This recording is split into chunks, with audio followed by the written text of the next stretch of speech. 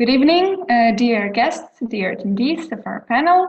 We'll be slowly starting with the discussion tonight, which is going to be about sanctions against Russia that were imposed in the country with the connection to the war in Ukraine and to the annexation of Crimea 6 years ago. We have a panel of excellent speakers that will be discussing it here with us tonight. I have to mention also that the discussion is organized in cooperation with the International Center for Policy Studies in Ukraine, that very recently issued a very interesting report on the sanctions against Russia titled Current Status, Prospects, Successes and Gaps in the Multilateral International Sanctions Regime against the Russian Federation. And we have two panelists here with us joining from Kyiv, who will be, at the beginning, they will shortly present the report, and then we'll proceed with our Vienna-based experts who will also comment on it, and then we'll have some space for discussion with our viewers who can also pose questions in this Q&A section that you see at the bottom of your screen. You just click on it and you'll type your question in there, and then we'll pick the most interesting ones. All right, before we start, I will shortly present the speakers. Here we have Mykola Kapitonenko, who is the expert in foreign policy at the Center in Kyiv. So the associate professor at the Institute of International Relations of Kyiv National Taras Shevchenko University. Then we have Anastacia, who's also an expert in foreign policy at and international law at the International Center for Studies in Kyiv as well. We also have Havlik joining us from Vienna, who is a senior research associate at the Vienna Institute for International Economic Studies. And of course, we have Swoboda, who is the president of the International Institute for Peace and the former member of the European Parliament. So let me start with Mykola Kapitonenko and with his presentation of the report.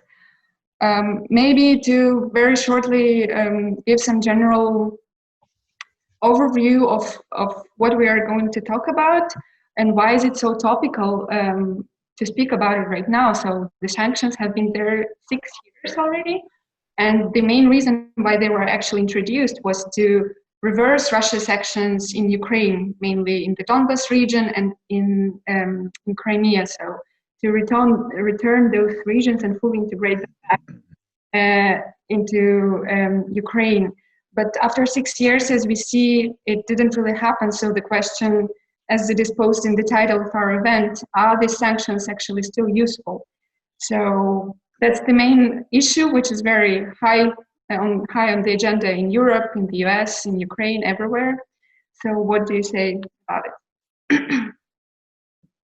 Thank you, Marylia, and good evening, dear friends and colleagues. I will try to briefly outline the basics and fundamentals on the issue of sanctions against Russia, which have been introduced in 2014, with the main focus on the fact that sanctions is quite an expensive instrument in international politics. Moreover, it proved to be quite ineffective. In recent 30 years, there are very few examples of states changing their lines of behavior because of international sanctions imposed. On the other hand, there is a necessity to put some pressure on Russia in order to put an end to Russia's actions in the eastern Ukraine, and also to put an end to the occupation of Crimea. That creates a puzzle which we try to address in depth, and while addressing these issues, we have come up with benchmarking and with policy recommendations over sanctions, which I will try to briefly lay out. First of all, sanctions have been introduced in 2014, and since then it has become a quite complicated multilateral regime involving a number of Western countries, but nevertheless being quite ineffective in what concerns changing Russia's behavior. From the very beginning, it has been clear that anti-Russian sanctions is a temporary instrument. However, it can last for quite a long time, But at the same time, it is not changing Russia's behavior quite much. From a theoretical point of view, this regime is very difficult to maintain because it requires political unity of dozens of countries and is introduced against a large economy in an authoritarian state, which makes it quite of limited efficiency. At the same time, issues which are connected to a possible lifting or easing of sanctions against Russia from time to time reappear on the political agenda of a number of countries which have been introduced. Especially this is true about countries which are for different reasons closer to Russia or more dependent on Russia or more supportive of Russia. And because of that, it may be a problem of political and foreign policy unity at some point. Because of this discussions and talks about possible easing of sanctions, it is very important to pay attention to the conditions under which it can actually happen in order to make sanctions as effective as possible. So if we come to the benchmarking, the most important part of the attention should be paid to the following issues. First of all, any ease of the sanctions should be connected to specific steps which are taken by Russia in the direction of compensating the damage which has been done to international security. The ideology of sanctions is to, in a way, to make any attempts to undermine international security a bad decision. So in order to keep that ideology intact, sanctions should be connected to specific states, to steps taken to compensate the damage. Second, there are 4 types of sanctions which are currently working against Russia: trade, financial, personal or corporate, and diplomatic. Some of them are connected to Crimea. Some of them are about actions by Russia in the eastern Ukraine and connected to non-compliance with the points of the Minsk protocol. The mechanisms and the procedure of introducing sanctions is different in the United States and in European Union. The key factor which is influencing decisions on further of continuing the sanctions is keeping the unity of European states and America, the United States of America, and because of that, it is difficult. In the United States, on the other hand, the issue of sanctions is a part of a long-term Russian policy. Sanctions themselves are quite different and quite of different types, and are not only connected to Ukraine. And the way they are executed is dependent mostly on interaction between White House and Congress. Diplomatic sanctions are headed against the structural power of Russia, its capabilities to influence international agenda, participation in different formats of global cooperation and governance and international organizations. Thus, it would be reasonable to start possible easing of sanctions connected to the steps Russia is taking in the eastern Ukraine from diplomatic sanctions, and to end up with financial ones, the most serious. Diplomatic sanctions are about possible return of Russia to work in different international formats. For instance, they have already done it with the Parliamentary Assembly of the Council of Europe, the step which has been criticized by many, but on the other hand, there are arguments that Russia should be better incorporated into multilateral formats like this. Same logic could be possibly used when discussing participation of Russia, limited probably one, in the G7 format. But the general logic is that it is better to start with diplomatic sanctions, which open the way to a dialogue and help parties understand each other better, and end up with financial one, the most serious one. I would stress again that any ease of the sanctions should be connected to the steps Russia is taking into Ukraine. This is the third point. The sanctions which are not about Crimea should be connected to the progress in what concerns the execution of Minsk agreements. Within this approach, two possible ways of doing that are possible. According to the first one, it is possible to create a certain roadmap, which would include the most important points of managing the conflict in the eastern Ukraine and linking of each of these to a specific set of sanctions. Another way is through the general process of managing the conflict in eastern Ukraine. According to this logic, Moscow, through negotiations with Kyiv, would be able to determine the volume and sequence of steps, constructive steps, which should lead to easing or lifting of sanctions on the one hand and to the resolution of the conflict in the eastern Ukraine on another.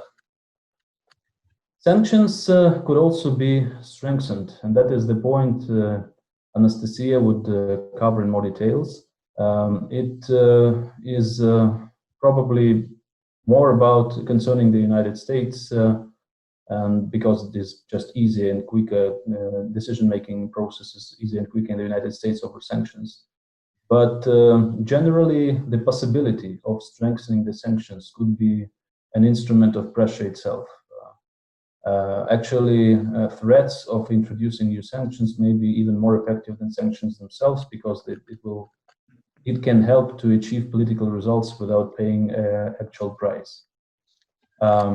Special attention should be paid to the security in the basins of the Black Sea and the Azov Sea, which could be a point of further escalation in either threats or introducing new sanctions. On the other hand, issues which are very often discussed, at least here in Ukraine, which are connected to the SWIFT system or a sovereign debt of Russia, sound unrealistic, because Russia has a relatively small state debt compared to a gross domestic product, and a huge proficit of trade balance, and also a stable source of income of currencies through export of energy. Thus, it sounds unrealistic and probably should not be discussed in more detail. Along with this benchmarking, there are several recommendations which also could be taken into account. On the one hand, sanctions as an instrument between wars and words is the only way to pressure foreign policy of Russia. On the one hand, on the other hand, to limit its potential to further destabilize the system of international security.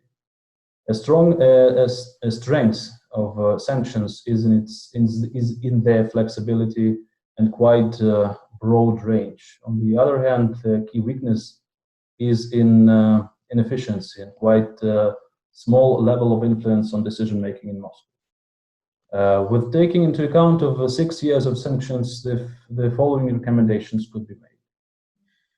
First of all, a certain primary target of sanctions should be selected, because sanctions may be used in different contexts and for different aims.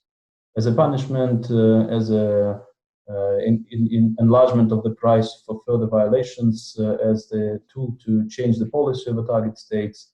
So the primary target should be selected, and this primary target should be an increase in price for Russia of any use of violence which is violating international norms. Second is that threats should be more active and widely used. They are effective, as I have already mentioned. Sometimes they're even more effective than sanctions themselves, and especially attention should be paid how sanctions could be threatened with and not only implemented. Optimal characteristics or characteristic features of sanctions regime should be also outlined. So far, the main emphasis is on targeted sanctions, in particular on personal sanctions, which is not enough. The range of sanctions covers limitations of import and export, financial limitations, tariffs, embargoes, quotas, and non-tariff barriers. All that should be on the agenda. Sanctions should be flexible, including in what concerns the terms of sanctions in place, and also should be connected to specific steps taken by Russia. Thank you. It is also advisable to include sanctions into long-term planning and pay attention to possible geopolitical consequences. Since sanctions are a long-term instrument and may have a maximum political effect after quite a long period of time after being implemented. Sometimes this effect could be different from what has been planned on the beginning and may be coming in a different historical circumstances. So it is advisable to understand what could be long-term consequences of sanctions being implemented. Finally, sanctions should be different, various, and should be prolonged from time to time. A combination of sanctions of different types would enable a more systemic influence on Russian policy.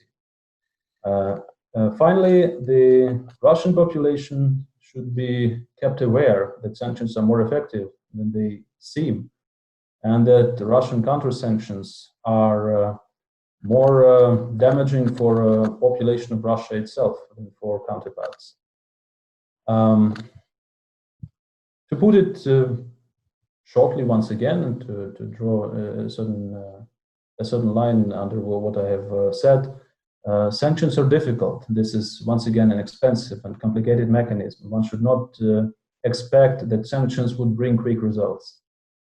Because of that, a better coordination, a more flexible approach, and a more useful use of threats of sanctions would make them become more effective. And this is where I would stop and pass the floor to Anastacia, I guess. Thank you very much, Mykola, for this very comprehensive overview. So you spoke more generally to what kind of sanctions there are, what is done with them. You said that it's possible and that it's even welcome to ease some of them, but then you also mentioned that some others should be strengthened. And as I understand that Anastacia is going to speak about what kind of sanctions are to be strengthened and why. So Anastacia, the floor is yours. Please keep it to 7 minutes maximum.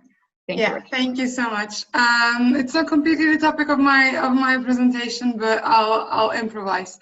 What I firstly want to go into and look into is, of course, when you look at sanctions in general and their effectiveness, whether you look at it as a means to scare off, punish, or discourage future aggressive behavior, the most important element to follow in all of this is the money, which means, of course, economic sanctions. Now, when analyzing these sanctions that have been imposed against Russia, we see several categories.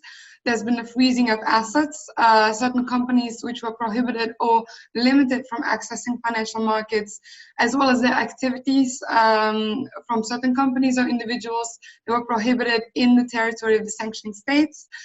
We saw a limited development opportunity for Russia in various economic sectors, and of course a heavy restriction of export and import, which back in the day when it started, really did put pressure on the ruble.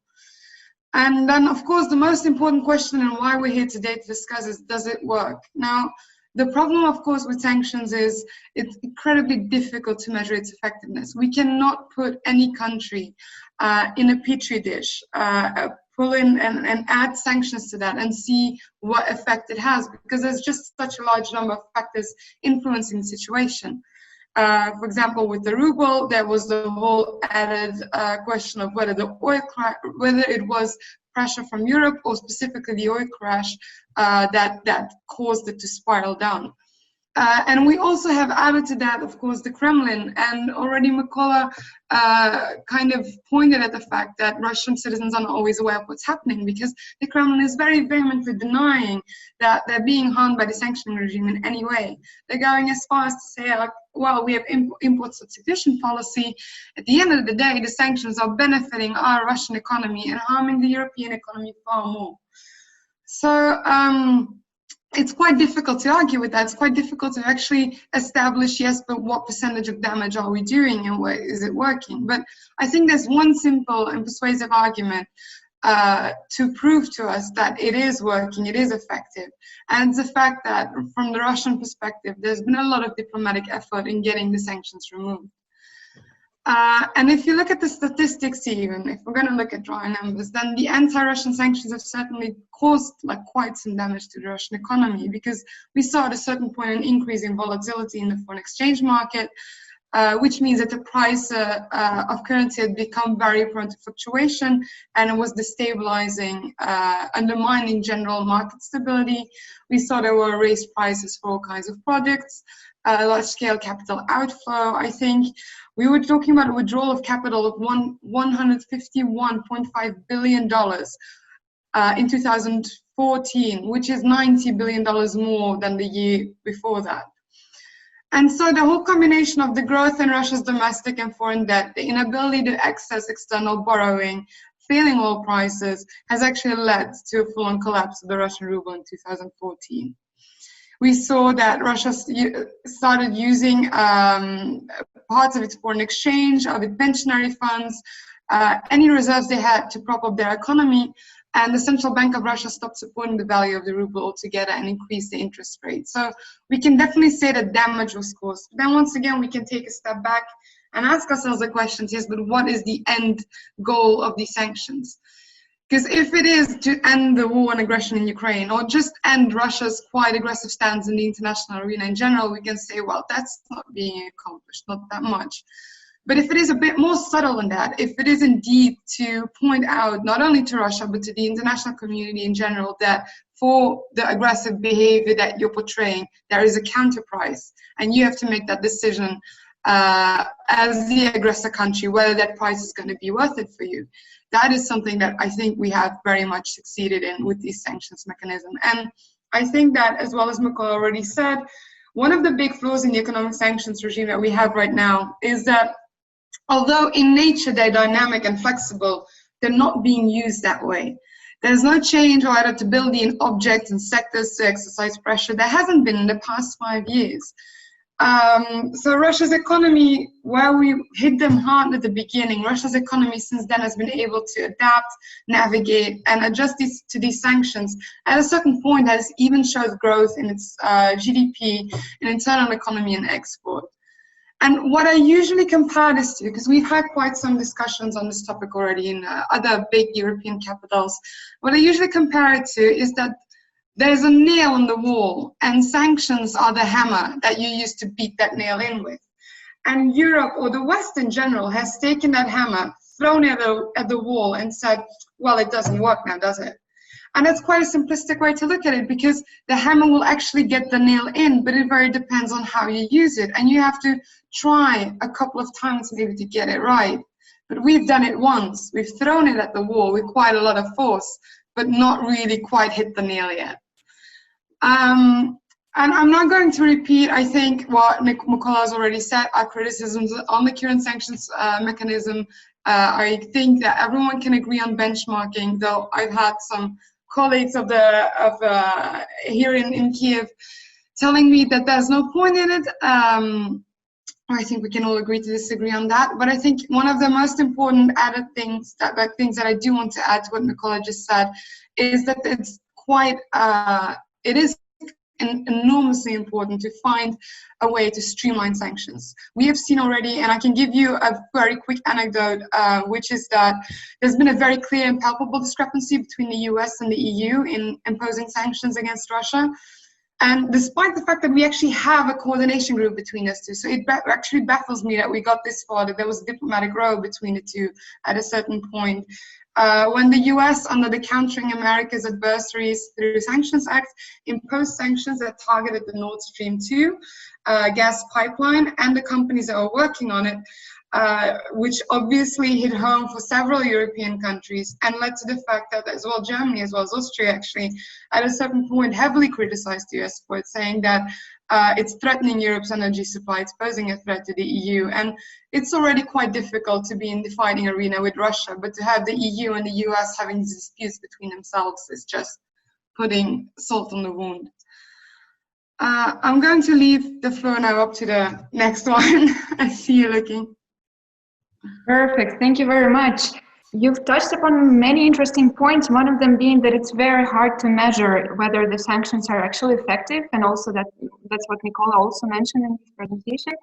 I would now like to turn to Peter Havlik and also ask him maybe if he can provide some analysis of whether he sees how it's possible to measure maybe whether the sanctions were effective. I know that he also had some comments about the report specifically, so we can also combine that all.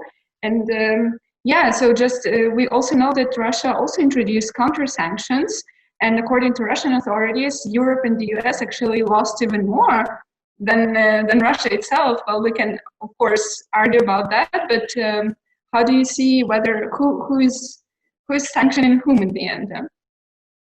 Okay, thank you, Marylia. Thank you for the invitation to participate in this very interesting webinar. I read the paper with great interest, and in my reaction, I would like to focus on two areas of problems. First of all, about the sanctions, which you mentioned, what are the effects, what are the implications? And the second issue which I would like to mention, and which is, I believe, more important, is how to go forward out of this situation, which I don't think is beneficial for anybody and is not sustainable. Well, first of all, it is clear that Western sanctions imposed on Russia have negative effects on the Russian economy, on the Russian society, and on the Russian population. However, the question is whether the targets or whether the aims of the sanctions have been achieved. And this is something which I would rather doubt. The economic effects of sanctions has been relatively small.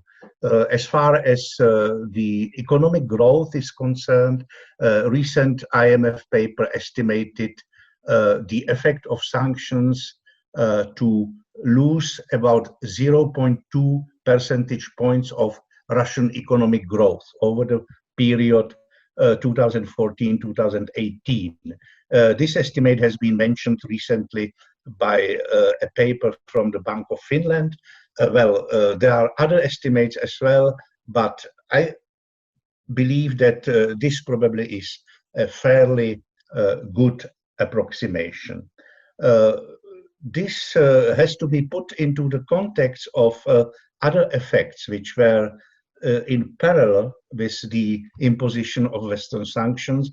Anastacia has already mentioned fall of the oil price, related devaluation of the ruble, and these effects have been far more important and have probably dominated this sanctions effect. This is one part of the story. The other part of the story is, of course, that sanctions have affected also European Union economies, and last but not least, affected also Ukrainian economy. So it should not be dismissed, these negative effects, and the Ukrainian economy suffered probably even more due to different economic dimensions, loss of exports, higher costs of imports, and last but not least, of course, there has been the conflict in Crimea and in Donbass, and extreme heavy costs in terms of human suffering and lost lives. So as far as the Russian policies and geopolitical position is concerned, one of the important effects of the sanctions has been also the geopolitical reorientation of Russia. Definitely, the conflict with the West has brought Russia more towards the east. The economic and diplomatic relations with China have been increased, and this is very important, especially in the current context of the geopolitical conflicts which we observe between United States, China, and so on.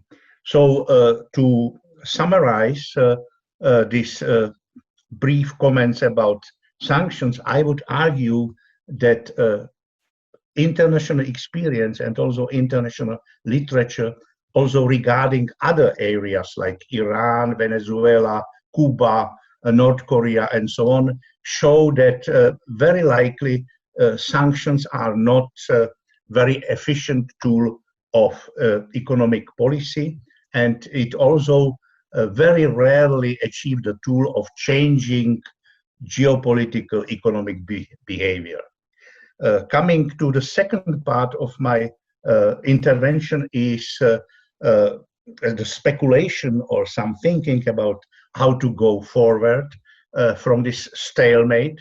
Unfortunately, we mark already the 6th anniversary of the conflict in Crimea and eastern Ukraine in Donbass. And there has been almost 14,000 deaths in eastern Ukraine, enormous damage on infrastructure, human suffering, and so on. And I think it is highest time to think how to get out of this stalemate. And my argument would be that instead of thinking about how to strengthen or better target the sanctions, more consideration should be taken about potential diplomatic and negotiated solutions.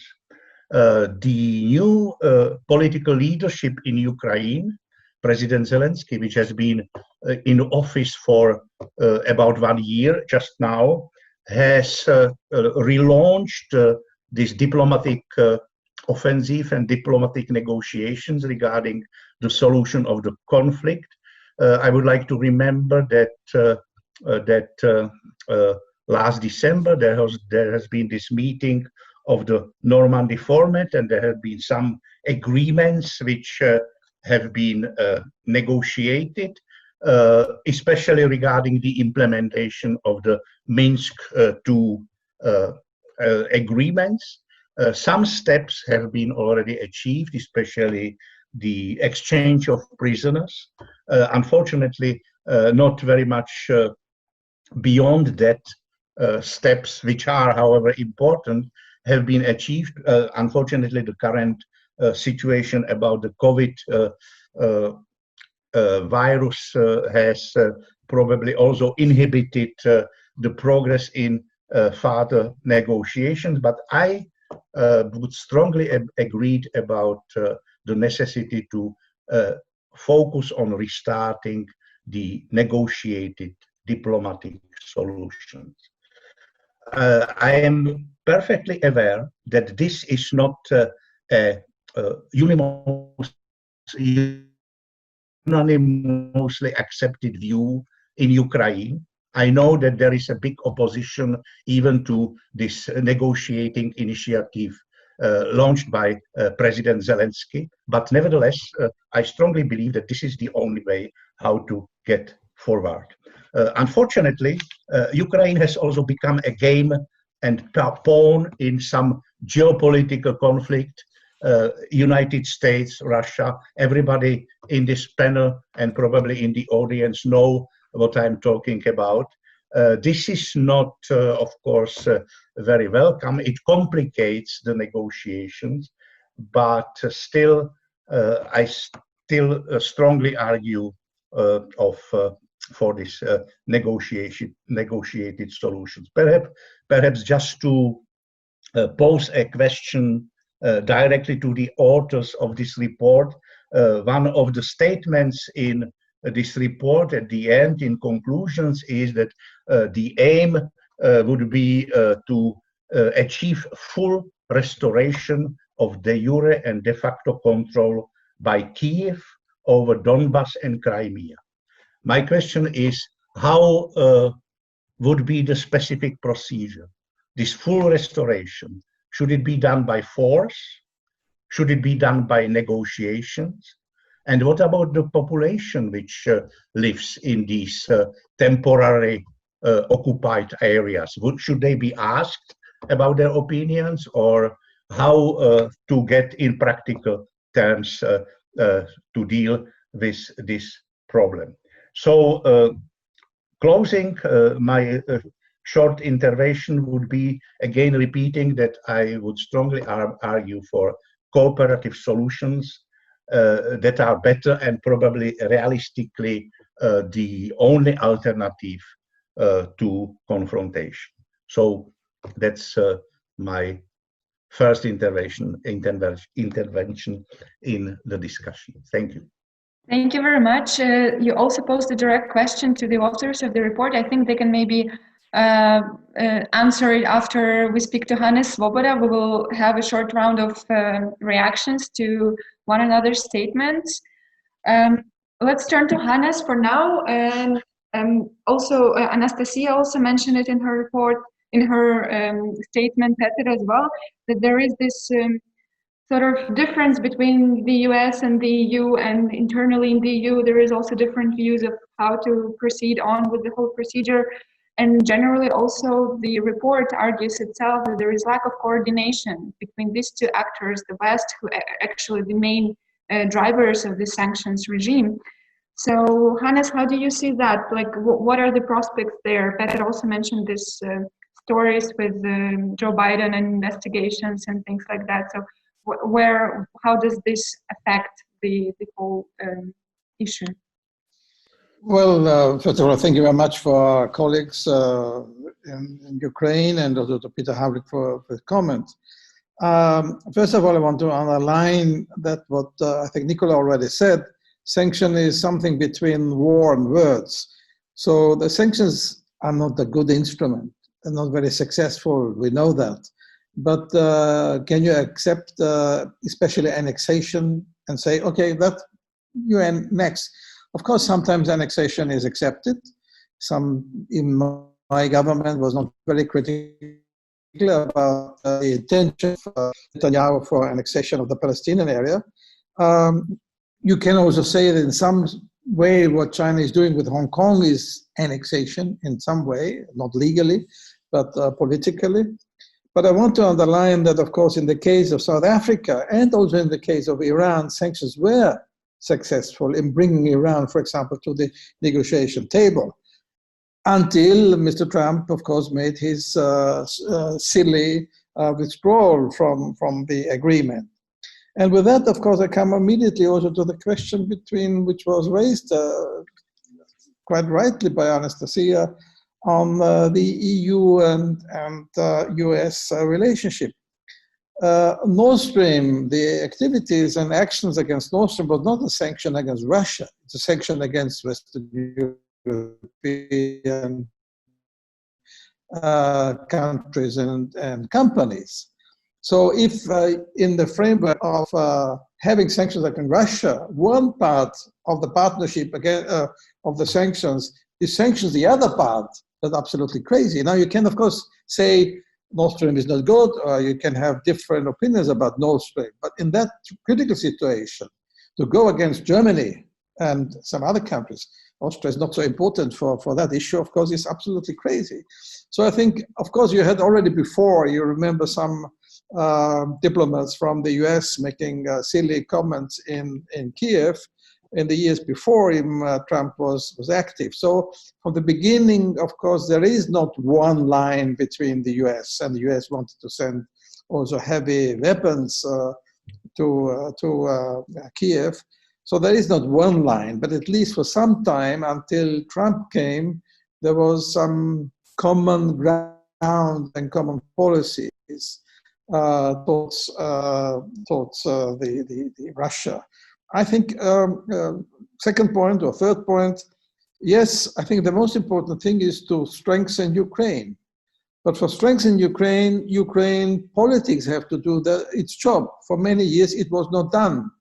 Now it's somewhat better now with Zelensky, but I think the reforms which are necessary, not only the reforms demanded by IMF, but also to bring the citizens behind the government, reducing, I don't say abolishing, but reducing the power of some oligarchs and giving them a more legal framework is very important. And maybe also this sanction, of course, in some way they have been punishing Ukraine, but in some way, of course, they brought Ukraine towards a stronger relationship between the Western world, EU and the US.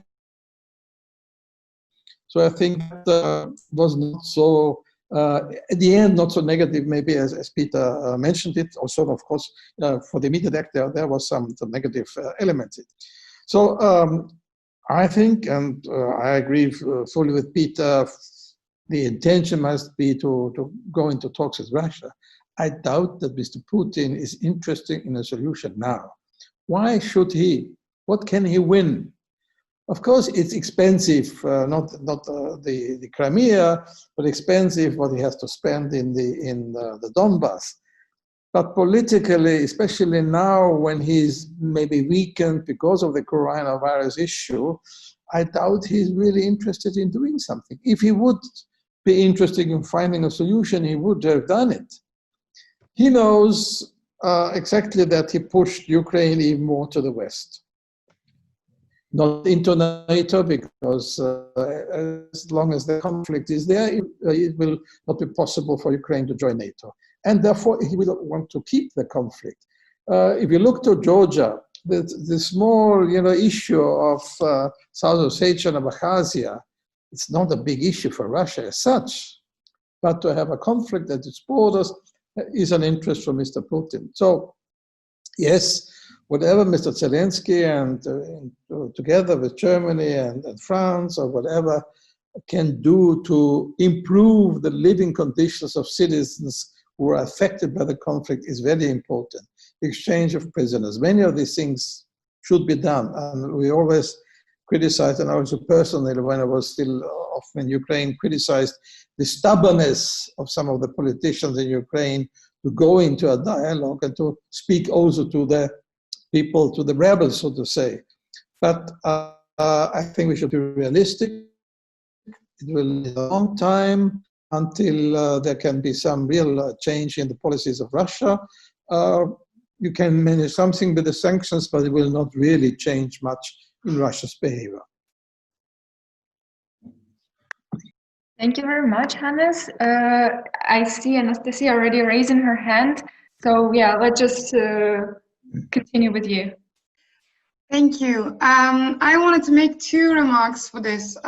Firstly, I want to respond to part of what Mr. Havlik just said with regard to the Donbass and Crimea region going back to Ukraine. The works or the process of how I'm going to leave to Mykola to answer, but I wanted to just answer one small thing because I have been hearing that comment over and over again about, are you going to speak to the people who live there, what with the inhabitants of the region? I actually got so far in Washington that someone actually dared to ask me in the sense that doesn't the fact that eastern Ukraine doesn't want to be ruled by Kyiv, doesn't that influence or negate the entire sanctions regime against Russia? Doesn't that make the entire idea of having those regions reintegrated into Ukraine annihilated? And I just want to, for once and for all, point out, and I think international lawyers will agree with me on this here, that's not a question that is relevant to be asked in this situation. According to international law, and we are all players in the game of international law, so we all have to adhere to its rules, that territory does not get separated almost on any note at all. And you can ask Scotland that, you can ask Catalonia that, you can ask several regions who are on their own organized, legit, or as much as they can describe it as legit, but far more legitimate than what happened in Crimea. Where they've organized their own, not elections, but voting mechanisms in order to establish some sort of independency. And they were denied before international courts, international statutes, over and over again. So I just want, if your child gets kidnapped, you don't go back after 5, and you find that after 5 years, you don't ask, do you want to stay with the kidnapper or go home?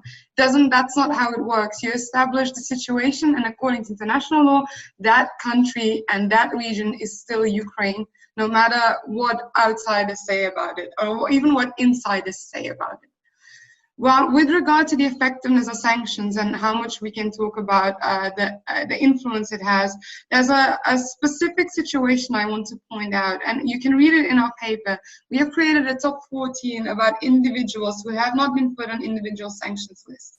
Now, why do I bring this up right now? Because when we're talking about effectiveness, it is quite interesting to see how much certain individuals can already influence the entire legitimacy of, or want to be legitimacy of Russia in Ukraine and their actions there.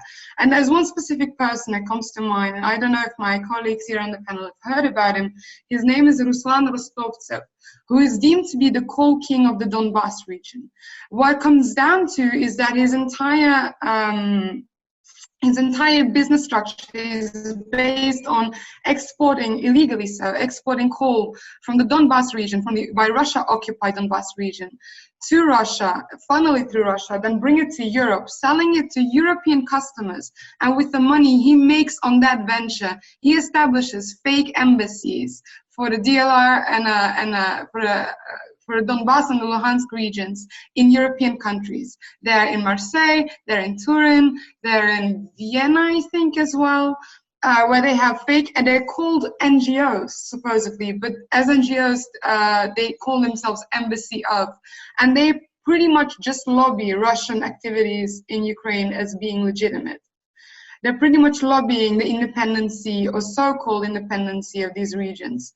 And this person, by the way, as much as we've talked about this already, is not being put on any individual sanctions list, which is mind-blowing to me, because you can't deny that even if this one individual who is funneling millions and millions worth of coal through, and that's an illegal activity, through Russia to Europe, setting up things that are counter-European democracy principles inside Europe itself, inside the West itself, and we're not even putting him on a sanctions list. That's something I consider to be quite remarkable. And actually, once again, I go back to the hammer analogy, where we're just throwing it at a wall and completely missing. Thank you. That's what I wanted to say. Thank you very much. So that was the part that you actually didn't mention in your first statement, but then picked up right now about the strengthening of the sanctions, and that it's actually the individual sanctions that need to be strengthened and expanded. Mykola, would you like to comment on something? Yes, I would like to address actually Peter's question, and also I see Stephanie's question in question and answers section. Yeah, if you have a comment to that, you can directly. Yeah, I will try to do that. Yeah. So, a very good question about restoring sovereignty over eastern Ukrainian territories in the Crimea, which certainly should be addressed starting from the point that Ukraine is only seeing this restoration possible through diplomatic means and non-violent means. This is an absolute starting point. And then we have a split in what concerns Donbas and Crimea. Situations are quite different because the mechanism of restoring sovereignty and control of a territory in eastern Ukraine is more or less prescribed in the Minsk Protocol and Minsk agreements in general. And the only small problem is to find an agreement of how exactly these provisions should be implemented, because, as you know, Ukraine is stressing the security first principle, while Russia demands guarantees and autonomy for Donbas and elections before. But the general formula, elections in exchange for a return of control and some volume of autonomy for Donbas is more or less accepted. So that's how it will take place. And in the Crimea, the situation would be more difficult, in my opinion, because for a variety of reasons. And here we should, as soon as we approach practically to discussion of these issues, which is, in my view, we still have a long way to go, we may employ different ways of doing that. We may have a prolonged period of interim administration. We could have an international peacekeeping mission with extended powers. We can have a sort of interim administration which would arrange all transitionary procedures, help hold elections or referendum according to Ukrainian legislation on an issue of a level of or a volume of autonomy for the Crimea. And the people living there, people who would probably like to live in Russia, will have enough time and opportunity to do that. But still, we are dealing with the fundamental issue for the current world order about sovereignty and about non-violation of territorial integrity. That's why I think as soon as the principal decision of return of territories is taken, the other technical details are possible to resolve. And if I understand correctly, Stephanie's question, it goes that given the difficult impact or dramatic impact of COVID-19 on the Russian Federation, would it be moral enough to continue to show solidarity with Ukraine? If I put it correctly, then my answer would be that, first of all, we should not use double standards here. And if we apply principles of morality to international politics, we should start with Russia and decisions which have been taken by the Kremlin. And the second point is that pandemic is creating problems and long-term negative consequences for all. Ukraine is not an exclusion, and Ukraine will, I think that it will suffer a lot because Ukraine is a weak and poor country. So in a sense, we all are on the same conditions and should be treated equally.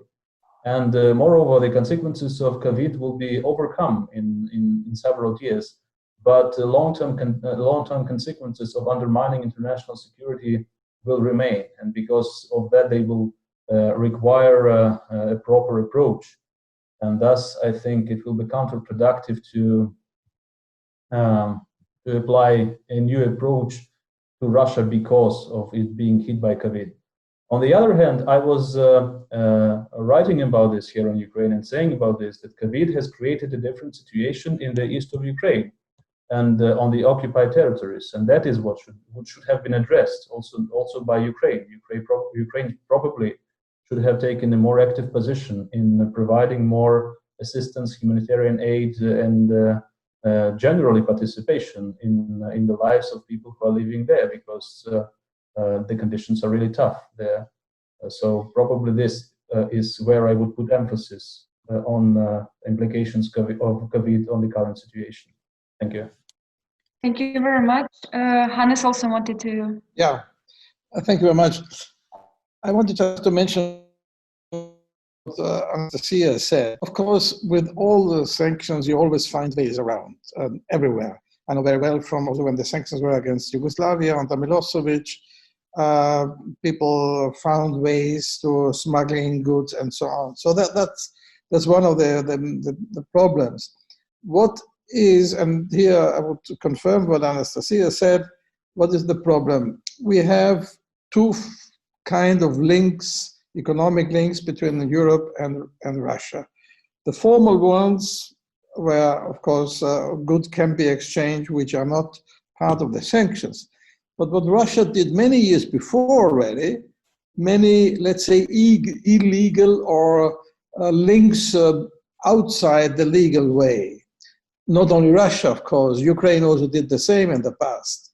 We have a lot of oligarchs and oligarchic structures which established links to banks, especially also in Vienna and some other countries. And this is the problem also with the sanctions, that if you have these illegal links and flows, you could, of course, do more against it. But very often, they're always Russia was very clever in finding allies in European countries who are, at the end, more interested in defending Russian interests than their own interest. Sometimes it's more perhaps ideological, like with Mr. Orban in Hungary or in other countries. Sometimes it's really common economic interest. It's partly corruption.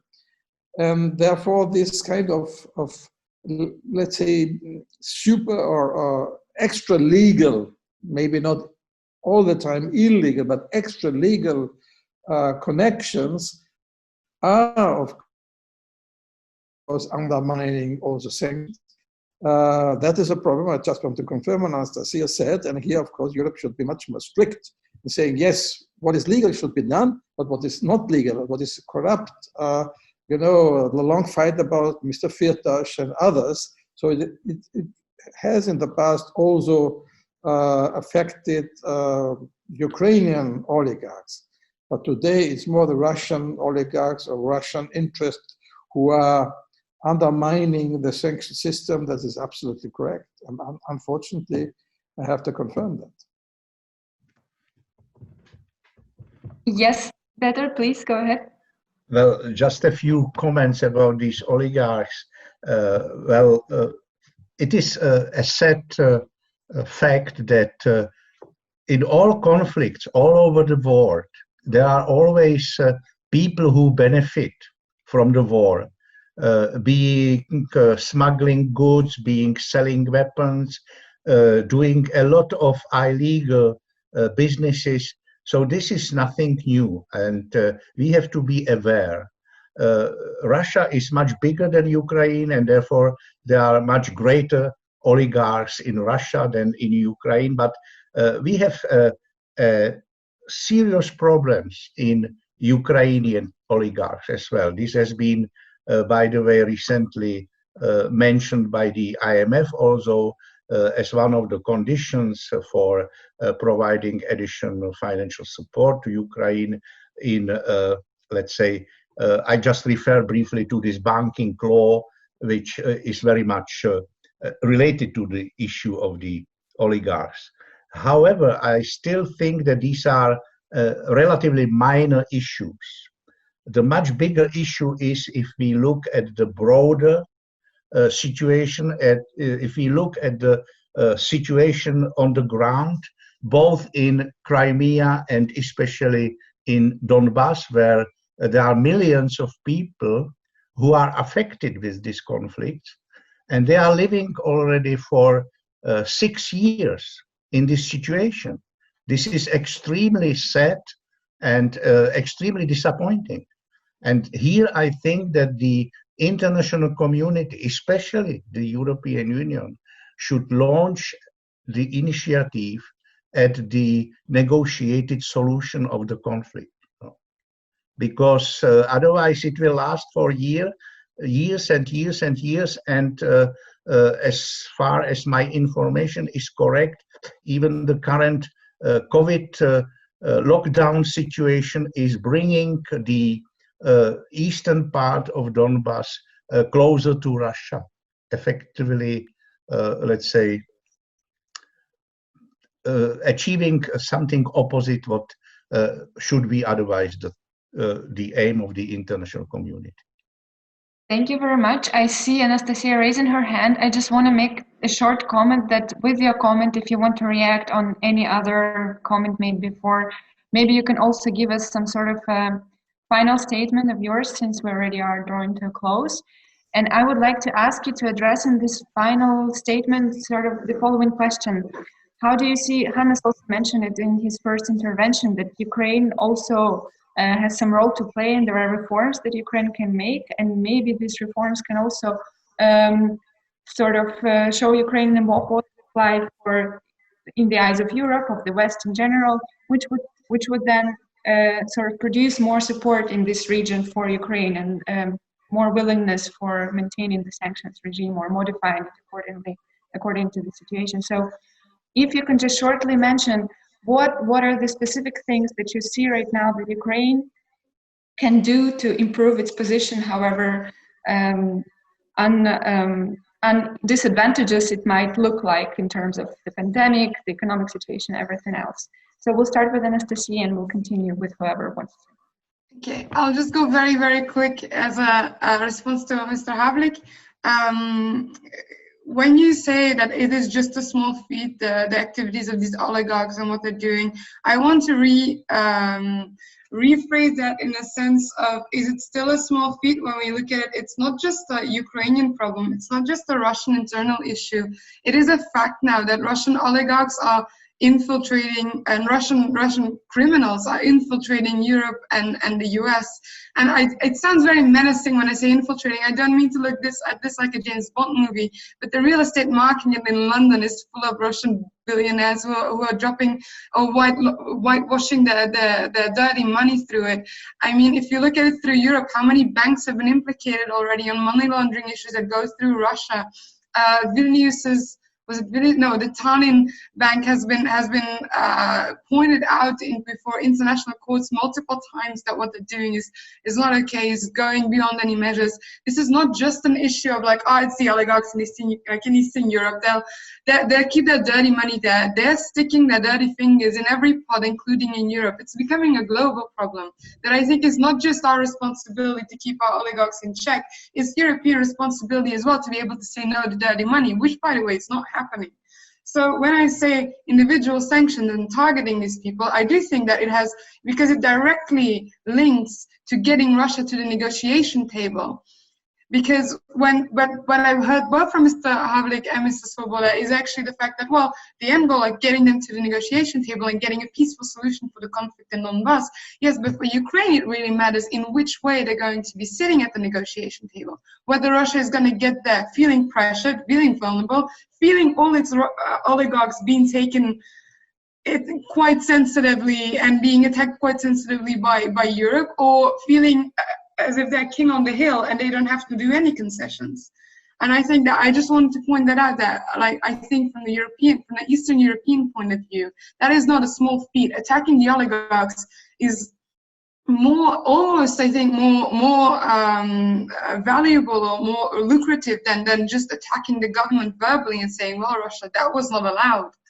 So I wanted to just throw that out there as a last statement. Then with regard from Ukrainian activity that I think Europe wants to see, we've been having these discussions in Brussels, in Washington, in Berlin, pretty much in Rome, pretty much everywhere. And I think one of the things that I heard quite a lot as well in the Baltics when we were there is the fact that from a diplomacy point of view, I've understood that the Western countries don't feel as if Ukraine is pushing its fair share within anti-Russian sanctions, which on the one hand is logical because Ukraine has a very tight-knit economic relationship with Russia, always had. And to go cold turkey in 2014 would have meant economic ruin. I can't show you the graphics right now, but it already, the sanctions Ukraine had already imposed back then were already quite influential on its economic status and tanked it almost.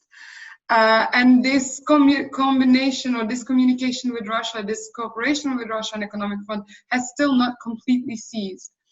I've heard that frustration came from that side, which is something that obviously has to be worked on. And other than that, the anti-corruption issue has always been very prominently in discussions that we had outside of Ukraine, which Ukraine is in prospect or it's working on the reforms that are going on right now in cooperation with international organizations who are helping it, who are showing the way on how to go further. And that's, I think, the main issue for Ukraine right now is to work on internal anti-corruption feats, so we can have some credibility towards its foreign partners. Thank you very much. Thank you. Who would like to proceed? Mykola.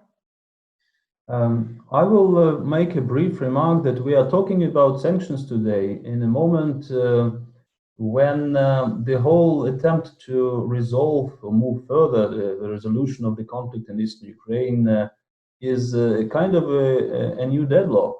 And this is a problem, I think. A dilemma is to understand that sanctions themselves cannot resolve the conflict. And I do hope that a new president, when he understands the difficulties he is facing in managing the conflict in negotiations with Russia, would not stick to the strategy of the previous president, just talking and betting everything on sanctions. It will not resolve the issue. We must understand that sanctions is just an instrument for improving Ukraine's negotiating position against Moscow. And still, we have a very tough core political issues on the agenda, which can only be resolved through negotiations and through concessions, which are quite painful. The problem today is to understand and to show how sanctions may become a part of this, but not an instrument of continuing the conflict ad infinitum. Thank you. Peter, if you would like to. Well, I would just like to add that my recommendation, very simple, would be to return to the implementation of the Minsk agreements. This has been agreed at the last Normandy summit in December last year. The plan was to have another meeting in this Normandy format in 4 months after this last December. Unfortunately, this COVID crisis came in between, so there is no possibility to have direct negotiations. This is a very big pity, but I am convinced that this way is the only way how to get out of this lockdown of the conflict in eastern Ukraine. Thank you for being brief also, Hannes. Well, the problem I see is, well, there are two comments. The one is, if Russia would send some small signs that they are interested in a solution, I would advise Ukraine to be looking for a compromise, whatever it is, because compromise will be different for Donbass and for Crimea. I mean, we have to see that the situation as it is now, here I agree fully with Peter and others and Stephanie, it's horrible. It is really horrible for the citizens. It's easier to sit somewhere else, but for the citizens in Donbass, it's really horrible.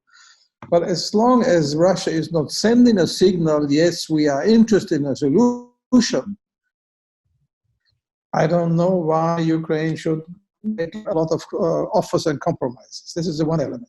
The other, of course, is we have a situation where we have in the West some people who are not interested in democracy and freedom, but power political, because Mr. Trump is not fighting for democracy in Ukraine. Mr. Trump would have liked to have good relations with Mr. Putin because they are very similar in their attitude.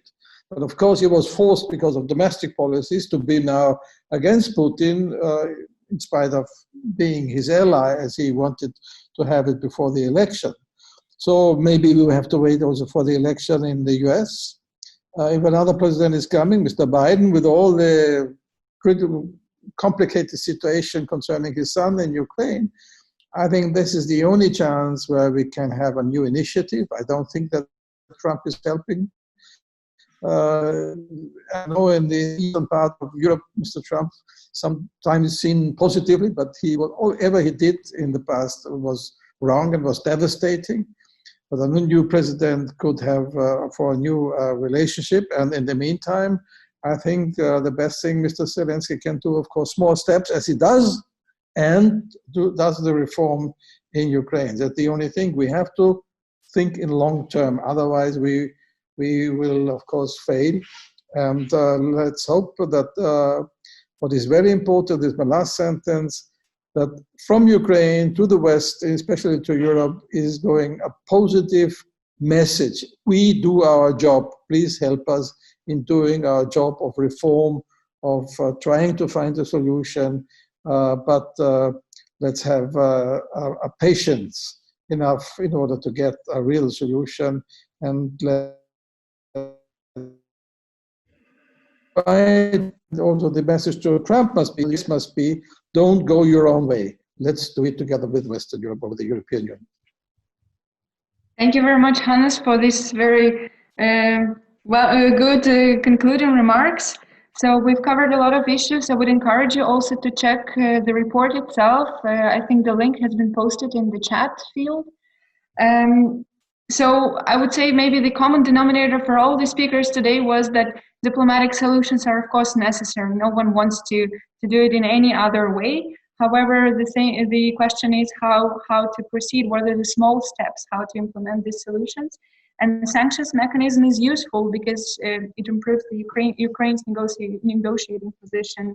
And there are different ways of how this regime can be improved. There are different sanctions, some of them should be eased, some of them should be strengthened, and it should be all in general studied in more detail in the West. I would like to thank all our speakers for their valuable contributions. Thank you. It was a pleasure, and I hope to see you soon somewhere in person, hopefully. And greetings to Ukraine. Yes, greetings. Thank you for interesting discussion. Bye bye. All the best. Thank you for everything. Bye bye. Bye bye. Bye. Bye bye.